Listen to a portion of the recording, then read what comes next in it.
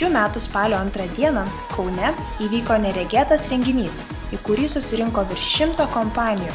Salė buvo perpildyta, nes žmonių susirinko daugiau, negu buvo galima sutalpinti. Šį renginį organizavo Atradau LT komanda, kuri iš Londono pakvietė tarptautinį marketingo ekspertą Mark Doną. Renginio metu marketologas pristatė savo kampaniją Frogo marketingas. Taip pat 3 valandų seminare kauniečiai sužinojo naujausią informaciją, susipažino su geriausiamis strategijomis ir sužinojo veiksmingiausias taktikas. Markas Donas atskleidė tokias paslaptis kaip sukurti kampaniją, kuri garantuoja sėkmę ir gerus rezultatus, unikali skaitmeninio marketingo sistema ir kaip panaudoti žinias apie vartotojų psichologiją internete. Auditorija buvo sužavėta.